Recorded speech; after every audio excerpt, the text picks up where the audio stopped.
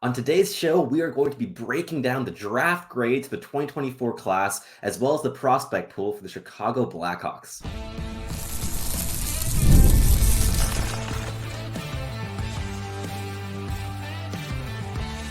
You are Locked On NHL Prospects, part of the Locked On Podcast Network. Your team every day.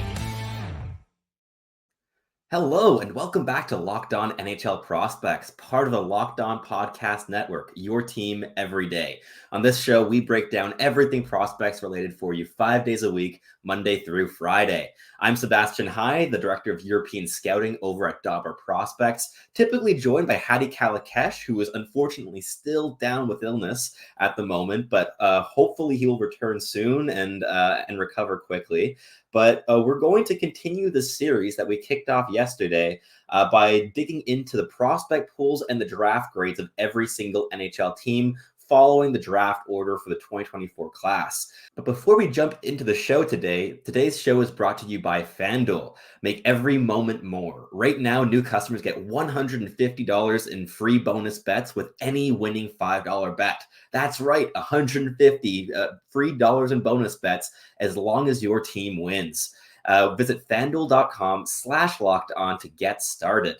So let's kick things off here with the Chicago Blackhawks prospect pool, which got a really interesting boost at the draft in Las Vegas just over a week ago as they targeted a much needed piece in their depth chart, a projected potential first pairing right shot defenseman. As a whole, I know that there are quite a few Chicago Blackhawks fans that are a little bit disappointed that their team didn't take the big swing on Ivan Demidov or Caden Lindstrom, but Artyom Levshunov is a really special talent and a player that grew on me significantly over the course of the draft year. He's a 6'3", 200-pound right shot D who has really had an astronomical growth in the past couple of seasons. 2 years ago, he was playing U18 hockey in Belarus. And the Belarusian Junior Hockey League is not the strongest competition that you can find in the hockey world. And from there, he jumped to the USHL, living abroad, away from family, learning a new language, getting accustomed to the new pace of play, the smaller rink, and the vastly different systems that he was playing in. And then immediately made the jump to the NCAA with Michigan State University, where he became a key cog in that team that, against all expectations, was really dominant in their division all season long. And Levshunov was clearly their number one defenseman in all situations. And now he's signed his entry-level contract. So he's already making a jump out of the NCAA, out of the college ranks, hopefully, likely going to be playing in the AHL next season, which is going to be a good place for him to kind of mature and develop. We've seen that path taken as well with Simon Nemec and David Jiricek recently, among highly ranked and selected right shot defensemen. But yeah, I think that Levshunov at second overall might be a little bit rich. I wouldn't have made that selection myself, but he's a fantastic player who fits exactly what the Blackhawks were missing and needing in their prospect pool. He's dynamic with the puck on his stick. He has real playmaking flair. He's a very, very, very high-end skater, very mobile. The puck handling game has progressed significantly, and the defensive solidity and intelligence and refinement has also taken a big leap in the last season. There's definitely still moments of chaos and poor decisions being made, but he's grown leaps and bounds since he started off as an NCAA freshman. And beyond that, like, the raw tools are great. He has a booming shot. Again, really interesting toolkit here, and I don't really see a world where he doesn't turn into at least a second pairing piece long term, and a valuable second pairing piece at that. So while second overall might be a little bit high for some people, I totally see why it happened, and there's a reason that it was the expected selection, like well above a week before the draft actually happened. And I think that he's a really strong piece to build around and who can learn under Seth Jones in the short to medium term. Very exciting player to add into the fold in Chicago. Next up, with their second of 3 first-round selections, Chicago opted to go down the route of Sacha Boisvert at 18th overall. He was based in the USHL last season, playing for the Muskegon Lumberjacks. He's a 6'2", 185-pound centerman who plays with real grit and tenacity, and he has a really wicked shot. He plays with a physical power forward style, and he's still going to grow into his frame a little bit more, making that style all the more efficient. And the defensive value is also a key area of strength with this player. While the skating is going to need a little bit of work, he's really going to be able to work on that when he makes the jump to the NCAA this season, where he'll be playing with the University of North Dakota. And I would expect him to really refine quite a bit in the coming couple seasons before making the leap to the NHL. And I think he's a fantastic potential middle six center. He has that goal scoring upside as a potential second power play triggerman. He has the defensive upside, both at even strength and on the penalty kill. And he plays the game with physicality and grit, which is something that Chicago obviously wants to add to surround their high-end soft skill in their top six with. And I think that Boisvert is a really great target, and they did very well with that selection. And then with the 27th overall selection, they went out and picked Marek Vanacker, a really interesting player who's very skilled. He's a very skilled winger who played in the OHL last season and really had some high-end dynamic flashes. But he played for the Brantford Bulldogs, which was not a very strong team, but he was still able to manage 36 goals and 82 points through 68 games in the OHL, as well as 7 points in 6 playoff appearances. It also recently came out that he played that entire season injured with a torn labrum and recently underwent surgery to repair that with a 6-month-long recovery time. And hopefully next season he'll be able to be playing healthy when he gets back, hopefully like November, December range. And if he does, he could really, really pop off as well as in his D+1 season. The skill is there, the dynamism, the speed from the wing, the handling and playmaking ability can combine for really spectacular goals. There's still a level of inconsistency in his offensive game, but playing injured is one of the primary things that can drive inconsistent performances. If you're always in pain, and it's difficult to focus on the on-ice things and really get into a groove and a consistent rhythm when you're constantly hurting. But that wraps up the first round. Then they had no second-round selections, but another 3 picks in the third round. And with those, they made 3 swings that I'm a really big fan of, actually. First, they went with John Mustard, a speedy goal-scoring forward who played in the USHL last season, where he put up quite a few points for the Waterloo Blackhawks, logging 29 goals and 56 points through 60 games. He's a really good rush shooting winger. He's very young for the draft class, only turning 18 in mid-August, and he has a wicked curl and drag release. There's definitely still a lot to build out in his game beyond that very strong release, and he's going to need at least 3 to 4 years of development. But he's going to have that patient approach as well. Like there's no reason for Chicago to rush him to the NHL, and he's moving over to Providence College in the NCAA, so it'll be interesting to see how he develops there. But next we have AJ Spellacy from the Windsor Spitfires, a really linebacker, he's a linebacker of a forward because he was playing very competitive football up until very recently. He's 6'3", over 200 pounds. He's a right shot centerman / right winger. And he played on a really, really rough Windsor team last year. So he only logged 21 goals and 38 points in 67 games, but there's a lot to love here. The raw power that he plays with, when he gets going and he builds up speed, he's impossible to stop. And there's also a level of dynamism to his puck rushes. I'm a really big fan of the combination of effort and speed in his game. And on top of that, there's a really long development curve with him. I think there's a lot of room to grow and expand in his game, and in the third round, a really quality draft selection. But to wrap up the third, we've got another forward in Jack Pridham. So while they did go defenseman at number 2, their next 5 picks in the draft were all forwards, clearly wanting to still shore up their forward prospect pool. But Pridham's a really interesting pick. I like him quite a bit. He was playing in the BCHL last season. He's a 6'1", 176-pound right winger. And while he didn't quite put up a point a game in the BCHL, logging 49 points in 54 regular season games, as well as 8 goals and 11 assists in 10 playoff games. He played a really mature and projectable style of play. He is a true north-south attacker. He is really, really speedy. He's able to leverage that speed to create gaps in defensive structures, which he exploits pretty consistently and well. And he's moving over to Boston University in the NCAA this season, which is going to be a big leap in competition, but also a program where he's going to be able to kind of refine his defensive game while playing bottom 6 minutes out of the gate. And I'm very curious to see where his development will lead.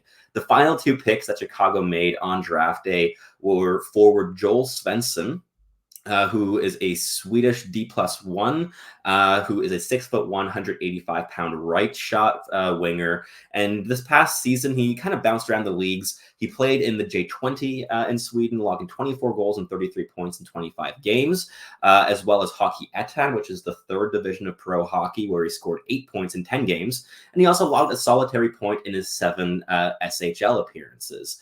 This is a player whose skating and awareness are pretty strong, but there's definitely still some runway in his development, and not a player that I'm super familiar with, but definitely a statistical profile that is quite interesting, and there are some intriguing parts of his toolkit.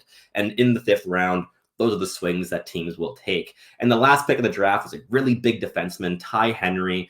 Didn't put up many points in the OHL last season, like 7 points in 50-something games, but he's 6'4". He's really big. He's physical. He's young for the draft class. Really intriguing swing this late in the draft, where you can always find some gems on the blue line of players that are still very much in their development stage, but are showing flashes of upside and physical potential. So as a whole, I would say that at this draft class day for the Chicago Blackhawks deserves an A- grade. It is a really solid draft class. They were able to address a key area of need at right shot defenseman towards the top end of the prospect pool, and added a bunch of really intriguing and a variety of tools at forward with those following 5 picks at forward. So this is a class I liked a lot on draft day. We knew the Levshunov pick was going to happen, and I think they did really, really nicely and are continuing to project well with their rebuild. But we're going to dive a bit deeper into their overall prospect pool, looking at the players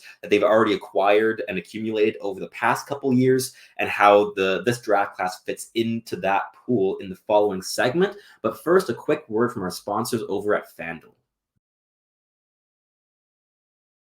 I love sports. I love them so much that I just don't want them to stop. But as the playoffs are winding down, we get fewer and fewer games.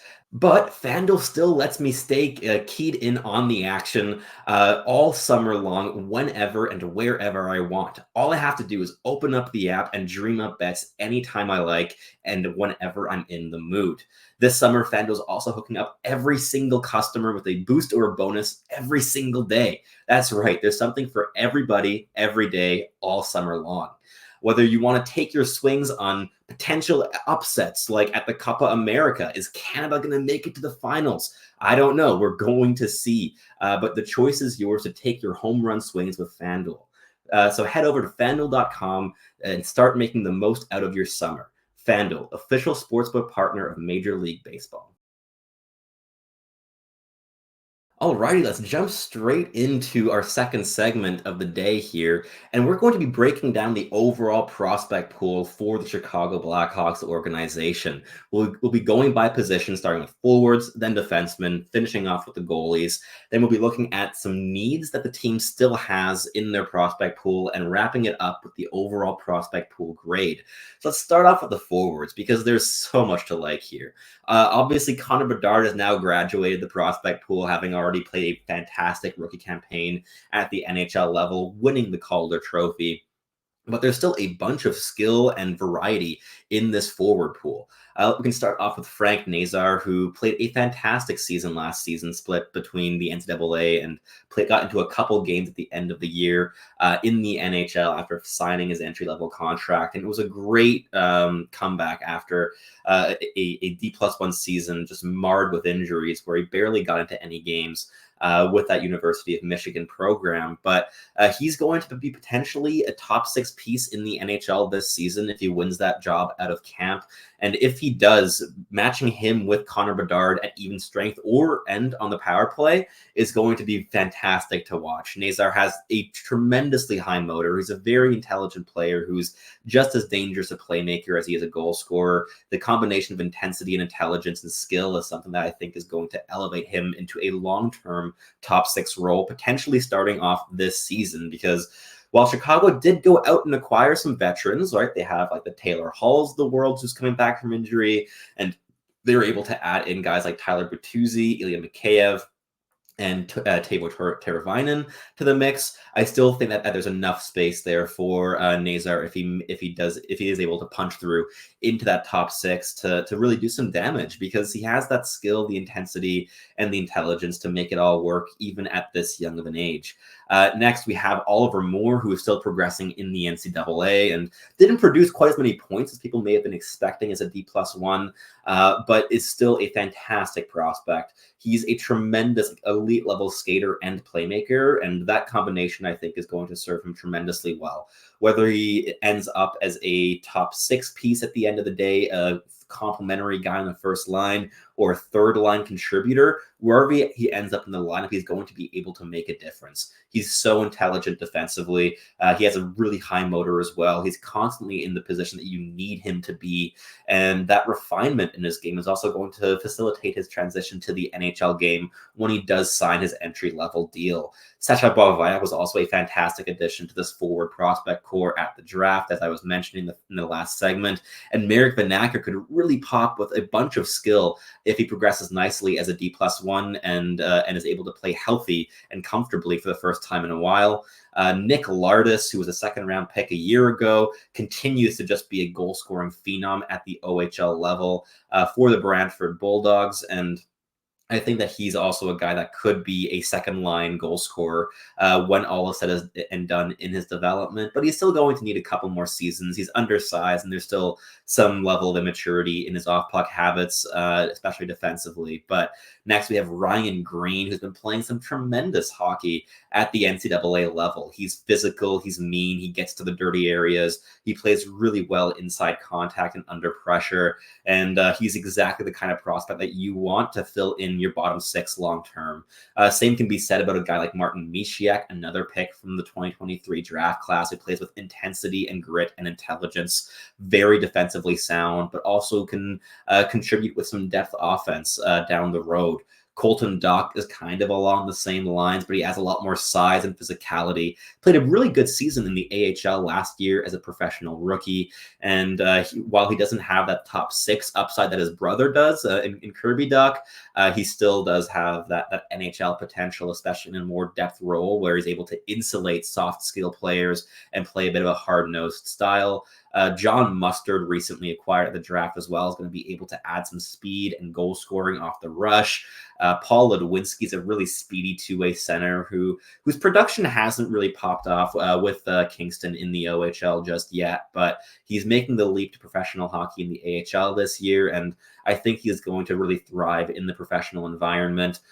Lacks that top 6 potential as well, but again, you need players to fill out the bottom 6, and there's so much top 6 potential already in this organization that you don't need all of these prospects to project to that level of play.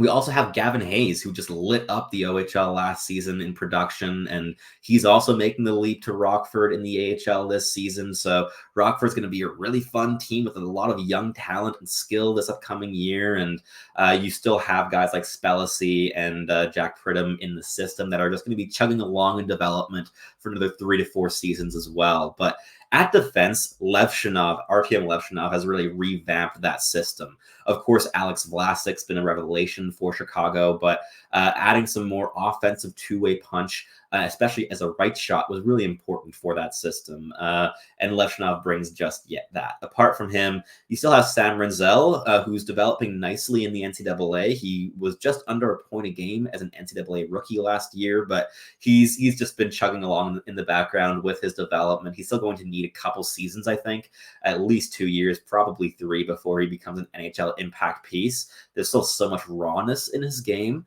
That said, the upside is really intriguing. He could be a second pairing offensive piece if he develops really well, and especially with now Levshunov and Seth Jones obviously in the system. If he ends up as like an insulated offensive defenseman on a bottom pairing, that's pretty solid work.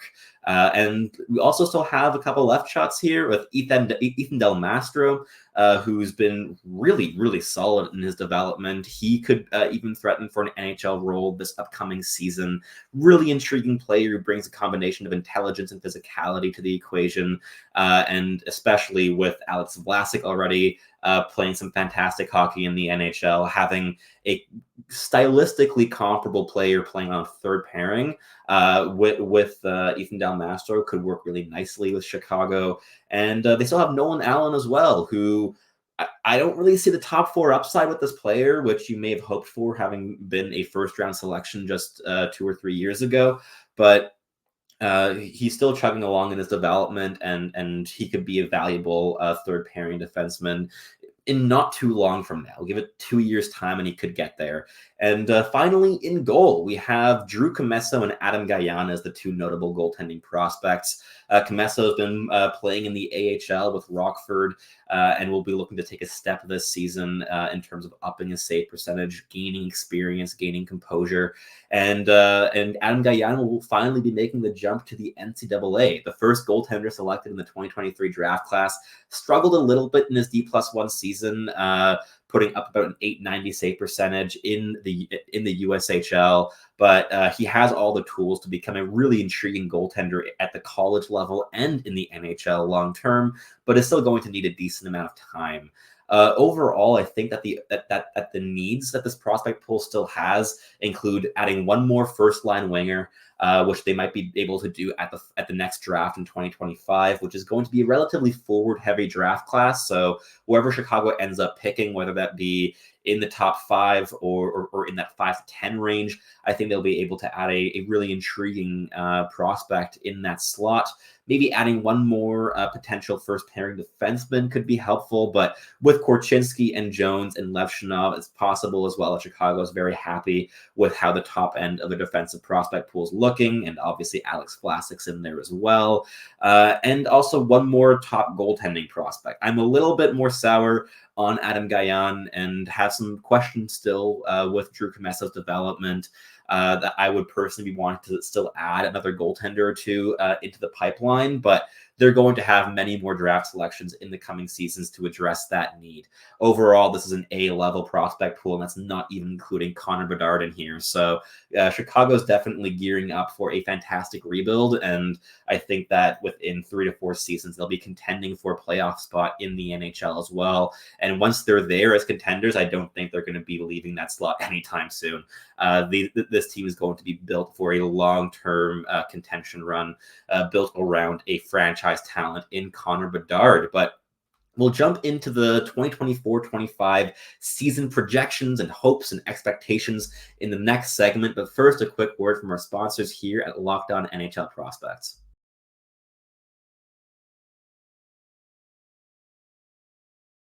Alrighty, let's jump straight into the final segment of the episode here. And I think that one of the top things on the checklist for Chicago this upcoming season is going to be building chemistry. They're going to have quite a few young players playing in the NHL still next year, just as they did this past season. And building on that existing foundation of chemistry is a really important thing for this team. They're going to be adding so many more young players into the fold in the next year, 2 years, 3 years of the players that we just covered in the past 2 segments, that having a foundation of chemistry with the existing young pieces in the organization that are with the NHL team is very important. I'd be expecting Levshunov to be starting the season in the AHL, so I won't be including him in this particular part.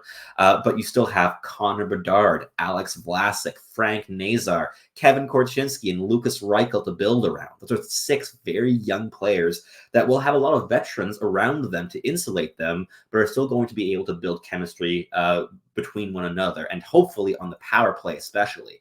Having a power play unit including Korchinski, Nazar, and Bedard, and maybe Lucas Reichel as well, I think would be really helpful in creating that offensive chemistry, learning one another's habits and strengths and weaknesses, and being able to build on that throughout this season. This is not going to be a winning team in the 2024-25 season unless something magical happens. And likely a bottom 5 to bottom 10 finish at the end of the day. I think they are going to get out of that pure basement, having added in those free agent additions like Bertuzzi, like Teravainen, like Ilya Mikheyev, who was acquired by a trade, of course, from Vancouver. And also hopefully a full season of a healthy Taylor Hall is going to make a big difference with this lineup as well. So a lot to look forward to in terms of growth from this team. I think you're going to see Connor Bedard take a couple big steps this year. He might even contend for over a point a game mark with a full season. I think my projection for Bedard this season would be around a 40-goal, 90-point season. And if he's able to hit that and build on his Calder season and really take the reins of the offense continuously with Chicago, then the main thing that you need to be going right in the rebuild will be going right. Beyond that, in terms of young point projection among the young studs in that organization, I think Artyom Levshunov in the AHL next season with a full season under his belt at the pro level could put up about 15 goals and 45 points in the AHL ranks, which would be quite comparable to Logan Mayu's rookie season as a 20 and 21-year-old this past year with Laval Rocket. But Levshunov's obviously significantly younger and also much more of a two-way piece, whereas Mayu is a raw, pure offensive guy. And I think that a full year in the AHL will be really good for Levshunov's development. Maybe even give him 2 years at that level, give him a semblance of consistency, because he's been bouncing between leagues for so long now, right? Like, he's playing U18 Belarusian hockey, followed by USHL, NCAA, now the AHL, and then the NHL jump's going to happen pretty soon as well. But giving him maybe even 2 full seasons in the AHL to just round out his game, refine, get comfortable with his toolkit, with his abilities, and get creative and have fun with the puck on his stick against pro competition, I think would serve him really, really nicely. Frank Nazar, I'm hoping, gets a full NHL season under his belt. If he's in the AHL, that's perfectly fine as well. But I really want to see him in an NHL top 6 this year, because he has, as I mentioned in that last segment, such a strong foundation of intensity and intelligence and skill. And giving him some veterans to insulate him and to work with and to kind of match his processing of the game, I think would be very helpful in his development. And if, for instance, by the end of the season, you have a top line of Connor Bedard with Frank Nazar and one of Tyler Bertuzzi and Taylor Hall, I think that you're doing pretty nicely for yourself in terms of developing your young talent and easing them into the NHL, while also giving them big opportunities and big minutes to flash their skill and creativity and get used to creating offense at the NHL level. Last but not least, we still have Alex Vlasic, who just signed a big extension after a fantastic season with Chicago last year, being an elite level defensive defenseman already at this young an age. And I think he's going to take a small step as well in terms of production. He scored 17 points last year. I can see him hitting 25 points this year, give 5 goals, 20 assists, and big shutdown minutes on top of that. And also allowing him to insulate Kevin Korchinski on that left side, I think is really useful for that organization. Korchinski is a player that's going to need some more time to develop and ease into a big minute role. And having Vlasic as a fellow young player that can eat so many big minutes is so helpful for that development strategy as well. But that wraps up this breakdown of the Chicago Blackhawks draft class, prospect pool, and 2024-25 season outlook and projections. If you're listening on YouTube, please leave us a comment, like, subscribe. Let us know what you thought about this episode, what you think about the Chicago Blackhawks rebuild, which draft picks got you really excited in this past draft or the draft before then, and did we miss any players in this breakdown? We're always going to miss a couple when we do full team breakdowns in these episodes, but let us know which players have you super excited that we didn't quite get to. And if you're listening on your favorite podcasting platform, make sure to make us your first listen of the day. We really appreciate it. For your second listen of the day, head over to Locked On Sports Today, a 24-hour news show that breaks down all the sporting news you could possibly want to have access to. But that wraps things up for today. I'm Sebastian Hyde, Director of European Scouting at Dobber Prospects, typically joined by Hadi Kalakesh, Director of North American Scouting at Dobber Prospects, and we hope that you tune back in shortly.